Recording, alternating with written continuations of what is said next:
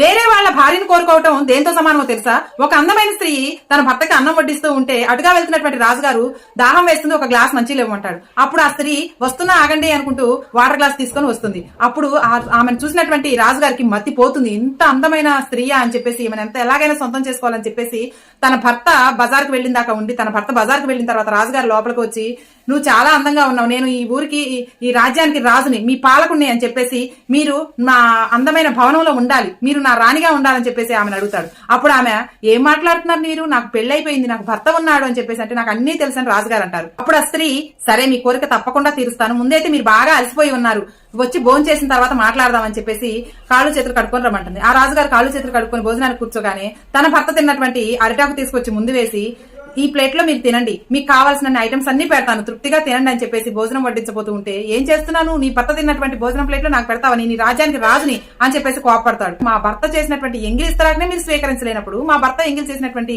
నన్ను మీరు ఎలా స్వీకరిస్తారు అని చెప్తుంది. ఆ మాటలు విన్నటువంటి రాజుగారికి తన తప్పు తెలుసుకొని జ్ఞానోదయం అయ్యి ఆ స్త్రీ కాళ్ళ మీద పడి, ఇప్పటి నుంచి కూడా పరస్త్రీని తల్లిగా భావించి చూస్తానని చెప్పేసి తన పాదాల సాక్షిగా ప్రమాణం చేసి వెళ్లిపోతాడు. బాగా గుర్తుపెట్టుకోండి, పరాయి మగవాడి భార్యను మీరు కోరుకుంటున్నారంటే ఒకళ్ళు తిని కక్కిన విస్తరలో మీరు మళ్లీ తింటున్నారనే అర్థం.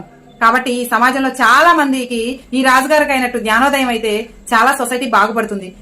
ఈ విషయం మీద మీ అభిప్రాయాన్ని కామెంట్ సెక్షన్ లో తెలియజేయండి.